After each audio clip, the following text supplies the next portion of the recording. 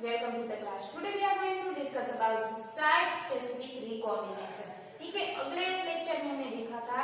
जो homologous recombination था, यानी कि दो ऐसे पेरेंटल जीन थे, ठीक है, एक दूसरे में मिक्सअप होते थे, ठीक है, और जो नया जीन बन रहा था उसे रिकॉम्बिनेशन कहते थे, ठीक है। अब यहाँ साइट स्पेसिफिक रिकॉम्बिनेशन में क्या होता है, दो ऐसे सेपरेट जीन होते हैं, ठीक है, यानी कि कोई ऐसे दो अलग अलग, यानी कि एक बैक्टीरिया लेते हैं, ठीक है, और एक वायरसिस लेते हो, तो यानी कि जो कोई वायरसिस बैक्टीरिया में एंटर होता है तो इस बैक्टीरिया को इफेक्ट करता है, ठीक है, कोई साइट स्पेसिफिक, कोई स्पेसिफिक साइट पर वो इफेक्ट करता है, ठीक है, वो जो अलग अलग दो ऐसे जीन होते हैं वो कोई उसकी जो थोड़ी सी साइट होती है, ठीक है, वो साइट स्पेसिफिक साइट दोनों की जो आइडेंटिकल करती है, ठीक है, बाकी का जो उसकी न्यूक्लियोटाइड चेन होती है, जो न्यूक्लियोटाइड बेस पे होती है, वो एक दूसरे से बिल्कुल डिफरेंट होती है, और जो कोई से यानी कि जो 15 या 20 जो बेस पे होते हैं न्यूक्लियोटाइड की, वो ही आइडेंटिकल करते हैं, यानी कि वो ही मैच होता है, तो उस स्पेसिफिक साइट पर रिकॉम्बिनेशन होता है, तो उसे स्पेसिफिक रिकॉम्बिनेशन कहते हैं, ठीक है। अब बात करें इस रिकॉम्बिनेशन की, ठीक है, तो फर्स्ट ऑफ ऑल ये देखते हैं कि यहाँ पर साइट स्पेसिफिक रिकॉम्बिनेशन पर दो ऐसे एंजाइम होते हैं, ठीक है, वो ATP एंड ATP, ठीक है। तो अब ये एंजाइम क्या करते हैं, तो चलो इस बारे में देखते हैं। यहाँ पर ये जो फर्स्ट है जो DNA है, ठीक है, वो उसमें लेमड़ा होता है, लेमड़ा क्या है, वो एंजाइम है, ठीक है, वो रिकॉम्बिनेस जो इंटीग्रेस करता है, ठीक है, वो लेमड़ा है, वो हमें यहाँ फॉर एग्जांपल बैक्टीरियोफाज दिया है, सॉरी ये जो बैक्टीरिया लेमड़ा है वो बैक्टीरियोफाज है, ठीक है, और ये जो वायरसेस है आप जानते हैं जो बैक्टीरियोफाज होते हैं, ठीक है, इकोलाई मीडियम में इसका स्ट्रक्चर कुछ इस तरह होता था, ठीक है, ये इकोलाई मीडियम होता है, तो यहाँ का जो DNA मटेरियल या जो जेनेटिक मटेरियल होता है वो क्या करता है, इसमें एंटर कर जाता है, और बाकी का जो सारा एक प्रोटीन कवर होता है वो वैसे का वैसा ही बाहर रहता है, ठीक है, और ये जो जेनेटिक मटेरियल है वो एंटर हो जाता है, और उसका जो इकोलाई मीडियम में जो खुद का जो जेनेटिक मटेरियल होता है होस्ट DNA, ठीक है, वो उसके साथ ये कंबाइन होता है, ठीक है, और मिक्स हो जाके एक बनता है, ठीक है, तो वैसे ही प्रोसेस यहाँ पर है, ठीक है, तो यहाँ जो फाज है, ठीक है, लेमड़ा फाज है या जो वायरसिस है उसकी यहाँ हम स्पेसिफिक साइट रिकॉम्बिनेशन की बात कर रहे हैं, तो यहाँ पर इस साइट है, ठीक है, वो साइट स्पेसिफिक साइट है, यानी कि ये जो वायरसिस है और ये बैक्टीरिया है, इकोलाई बैक्टीरिया है, उसकी भी जो स्पेसिफिक साइट है, ठीक है, इतना पार्ट है वो मैच करेगा, वायरसेस और बैक्टीरिया का इतना पार्ट है वो मैच करेगा, और ये जो उसके बीच में रिकॉम्बिनेशन होता है, ठीक है, वो आगे होगा। तो अब ये साइट की बात करें तो ये जो DNA वायरस की साइट है, ठीक है, DNA है जो, ठीक है, जो वायरस वाला हुआ DNA है, ठीक है, वो है उस साइट को हम ATTP, ठीक है, और ये जो इकोलाई बैक्टीरिया है उसकी साइट को हम ATTB कहते हैं, ठीक है, ये सिंपल है। अब प्रोसेस स्टार्ट होती है तो क्या होता है, अब ये लेमड़ा फाज DNA है, ठीक है, उसमें ये दोनों साइड होते हैं, ठीक है, ये जो साइड रिकॉम्बिनेस होता है ATTP एंड ATTB, ठीक है, ये दोनों साइड है, इसे हम यहाँ इस साइड पर यहाँ POP, ठीक है, यहाँ प्रेजेंट होता है, और यहाँ जो ATTB साइड है उस पर BOB, ठीक है, तो ये इतना पोर्शन है,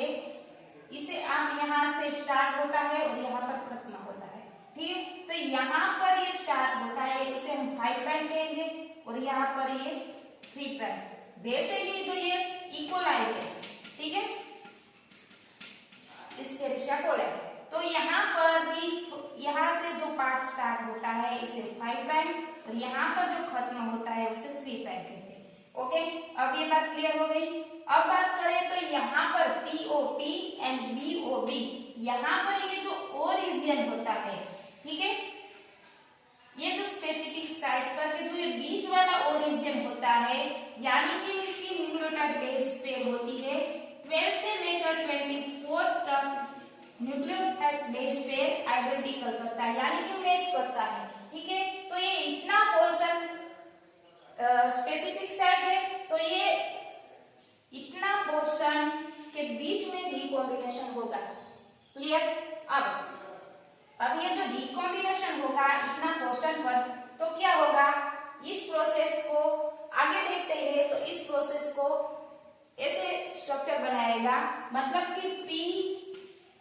और P साइड बीच वाला पोर्शन रिकॉम्बिनेशन कर रहा है, ठीक है। तो क्या होगा, यहाँ तो ऐसे लूप लाइक स्ट्रक्चर बनेगा, यानी कि यहाँ से ये थोड़ा कट हो जाएगा इस तरह, और यहाँ से ये भी थोड़ा कट हो जाएगा। तो इस तरह यहाँ पर ये जो साइड है वो कट हो गया, जो O रीजन था वो, ठीक है। दोनों में ऐसा ही जो O रीजन होगा वो यहाँ से कट होगा, यहाँ पर B और BOB, यानी कि जो O रीजन है वो कट हो गया इकोलाई और बैक्टीरिया फाज में, यानी कि लैम्ब्डा DNA में। अब ये जो कट हो गया तो उसमें लाइगेशन होगा, ठीक है, दोनों का है। उसका काम ही क्या है, हमने कहा था कि जो बैक्टीरिया फाज होगा वो इंटर होगा और इकोलाई का जो होस्ट है उसके साथ कॉम्बिनेशन करेगा, यानी कि उसके साथ जुड़ जाएगा, ठीक है। तो ये लाइगेशन होगा। तो ये पार्ट क्या होगा, यहाँ से जो पार्ट है, ठीक है, वो यहाँ से पार्ट स्टार्ट करके ये जो दूसरा पार्ट है वो यहाँ पर आ जाएगा, ठीक है। वो ऐसे लूप फॉर्म में एक दूसरे के साथ कंबाइन हो गए, और जो दूसरा पार्ट है, ठीक है, वो यहाँ से आके जो यहाँ कट हुआ है, शॉर्ट है वो लॉन्ग के साथ, और जो लॉन्ग है वो शॉर्ट के साथ यहाँ से आके वो लाइगेज हो जाएगा, ठीक है। तो दोनों ऐसे स्ट्रक्चर बन गए।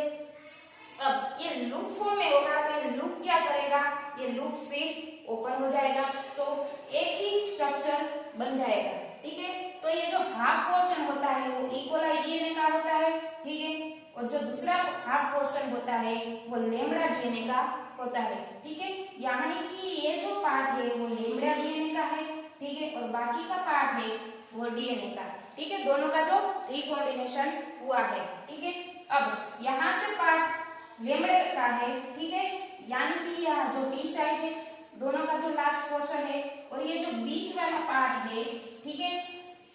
जो कॉम्बिनेशन हो रहा है वो O का, और ये जो B है वो ऑब्वियसली DNA का होगा, ठीक है। मेरा कहने का मतलब यही है कि जो सिंप्लीफाई करके आपको ड्रॉ किया है, ठीक है, आपको ये जो स्ट्रक्चर है, ठीक है, वो सिंप्लीफाई करके आपको शो किया है। तो ये स्ट्रक्चर में क्या होता है, दो अलग अलग ऐसे जो एक वायरस के होते हैं और बैक्टीरिया के होते हैं, ठीक है, उसके स्पेसिफिक साइट पर रिकॉम्बिनेशन होता है, यानी कि जो रीजन है वहां पर ये रिकॉम्बिनेशन होता है, और फिर उस जो रिकॉम्बिनेशन होता है तो ये जो 5 प्राइम और 3 प्राइम है वहां से दोनों के बीच में कटिंग होता है, और फिर जो स्पेसिफिक उसका काम ही जो स्पेसिफिक साइट पर लाइगेशन करता है, ठीक है। तो ये जो स्पेसिफिक साइट पर ये लाइगेशन करता है और दोनों मिक्स हो जाते हैं, यानी कि दोनों जुड़ता है और फिर से दोनों कंबाइन करके एक बनते हैं, ठीक है। तो ये इसका हाफ पोर्शन इकोलाई का है और हाफ पोर्शन लैम्ब्डा का है, ठीक है। उसके बीच में ये रिकॉम्बिनेशन हुआ है, तो इसे हम साइट स्पेसिफिक रिकॉम्बिनेशन कहते हैं, ओके। अब है ट्रांसफॉर्मेशन, यानी कि कोई ऐसा जो जेनेटिक मटेरियल है, ठीक है, वो ट्रांसफॉर्म होता है दूसरे फॉर्म में, ठीक है। और ये जो दूसरे फॉर्म में जाके जो डिजीज कॉज करता है, ठीक है, उसकी वजह से ही ये ट्रांसफॉर्मेशन आता है, ठीक है। तो ये ट्रांसफॉर्मेशन है वो ग्रिफिथ ने दिया था 1928 में, ठीक है। अब ये ट्रांसफॉर्मेशन क्या किया, तो उसने माइस यानी कि चूहों का उसमें सिलेक्शन किया था, ठीक है। ट्रांसफॉर्मेशन के बारे में हम आगे भी डिस्कस कर चुके हैं। तो ये ट्रांसफॉर्मेशन में क्या होता है, ये उसने ये चूहे लिए और दो ऐसे स्ट्रेन लिए, यानी कि एक था स्ट्रेन वो एस स्ट्रेन में क्या है, एस मतलब कि जो शाइनी कॉलोनी बनाता है, और आर स्ट्रेन जो रफ कॉलोनी बनाता है, ठीक है। तो एस स्ट्रेन में उसने क्या कहा, जो एक डिजीज कोज करता है जो स्ट्रेप्टोकोकस न्यूमोनी, ठीक है, वो जो न्यूमोनिया डिजीज कोज करता है, तो उसको इस कैप्सूल में एस इंजेक्ट किया, मतलब कि इस कॉलोनी में क्रॉप किया, ठीक है। तो उसने ये जो ए स्ट्रेन है वो वायरुलेंट बन गया, यानी कि वो डिसीज कॉजिंग करने वाला स्ट्रेन बन गया, ठीक है। तो उसने क्या किया, जो फर्स्ट उसने जो एक्सपेरिमेंट किया था वो था आर स्ट्रेन पर, यानी कि जो आर स्ट्रेन है वो वायरुलेंट नहीं है, मतलब कि उसमें कोई डिसीज कॉजिंग करने वाला बैक्टीरिया नहीं है। जो स्ट्रेप्टोकोकस न्यूमोनिया की जो कैप्सूल है, ठीक है, वो उसने एस स्ट्रेन में इंक्लूड की थी, ठीक है। आर स्ट्रेन है वो वायरुलेंट नहीं है, ठीक है। तो वायरुलेंट नहीं है तो यानी कि जो चूहे को इंजेक्ट करेगा, ठीक है, तो ये उसमें कोई इफेक्ट नहीं आएगा। तो ये आर स्ट्रेन है वो माइस में इंजेक्ट किया, ठीक है, तो सारे माइस है वो लाइव बने रहे, ठीक है। और जो दूसरा स्ट्रेन है, जो दूसरा उसने एक्सपेरिमेंट किया, तो उसने दूसरा स्ट्रेन एस स्ट्रेन लिया। एस स्ट्रेन है वो वायरुलेंट है, यानी कि वो डिजीज कॉजिंग करेगा, ठीक है। तो ऑब्वियसली वो जो माइस में इंजेक्ट करेगा तो माइस डेथ हो जाएगा, ठीक है, क्योंकि उसमें डिजीज इफेक्ट हो गया है। और फिर क्या किया, उसने ए स्ट्रेन लिया जो वायरुलेंट था, ठीक है। ए स्ट्रेन को लिया और उसने हीट किल किया, यानी कि जो हाई टेम्परेचर हीट किल करते हैं, ठीक है, हीट किल किया तो क्या हुआ, उसमें जो वायरुलेंट यानी कि जो डिजीज कॉजिंग करने वाला जो बैक्टीरिया था वो सारे किल हो गए, ठीक है। तो बैक्टीरिया किल हो गया तो क्या करेगा, तो कोई डिजीज कॉजिंग करने वाला बैक्टीरिया रहेगा नहीं। तो क्या हुआ, फिर उसने इस माइस में इंजेक्ट किया तो माइस में कोई इफेक्ट नहीं आया और माइस है वो सारे लाइव बने रहे, ठीक है। फिर उसने क्या किया, अब फर्स्ट था जो आर स्ट्रेन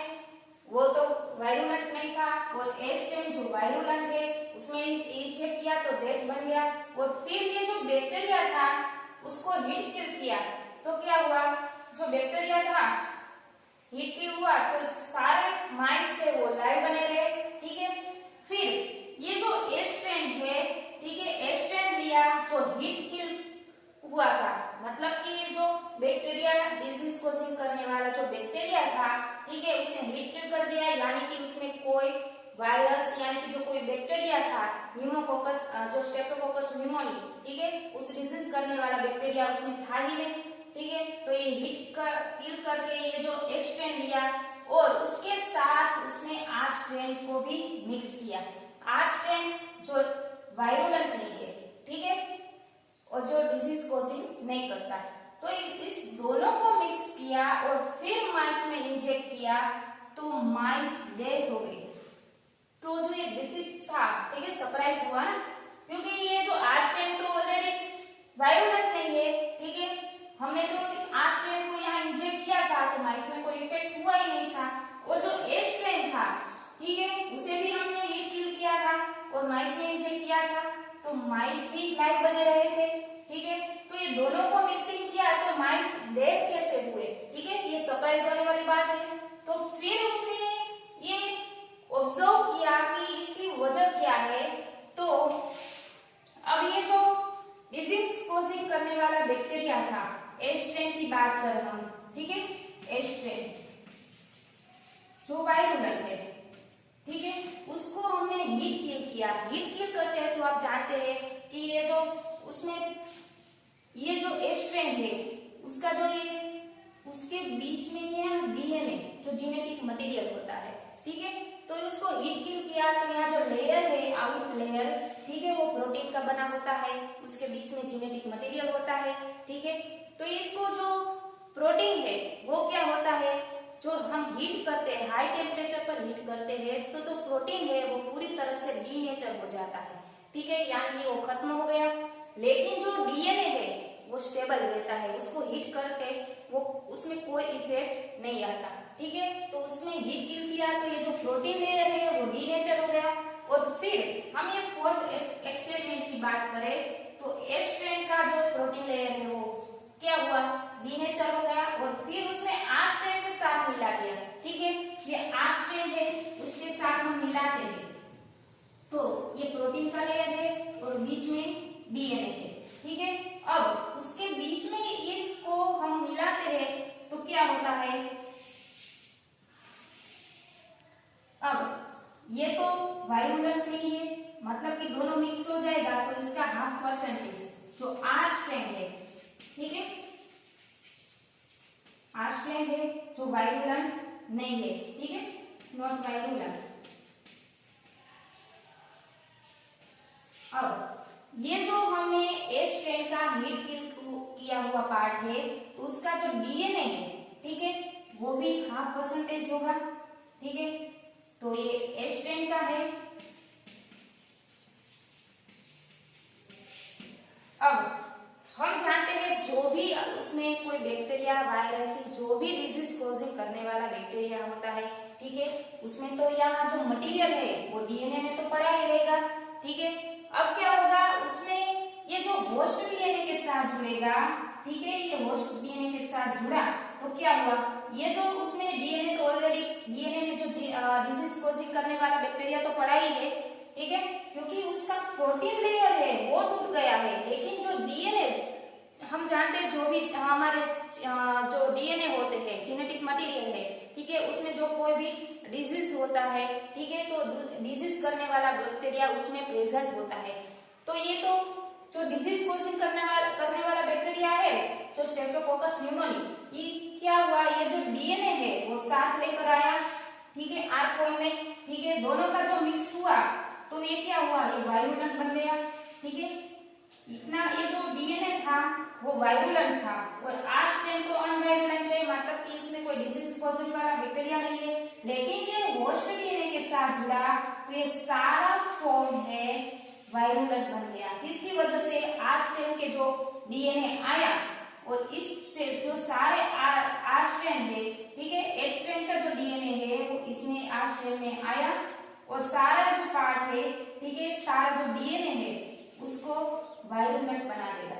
समझ में आया?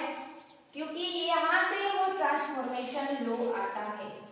यानी कि कोई ऐसा जेनेटिक मटेरियल जो इफेक्टेड है, ठीक है, वो डिजीज कॉजिंग करने वाला कोई बैक्टीरिया यानी कि जो जेनेटिक मटेरियल है कोई ऐसे फॉर्म में आता है, ठीक है, और सारे फॉर्म को इफेक्ट करता है,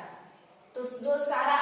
फॉर्म बन गया, ठीक है, आर स्ट्रैंड का वो सारा वायुमंडल बन गया। इसकी वजह से ये वायुमंडल बन गया, इसकी वजह से ये जो चूहे थे वो डेथ हो गए, ठीक है। और ये जो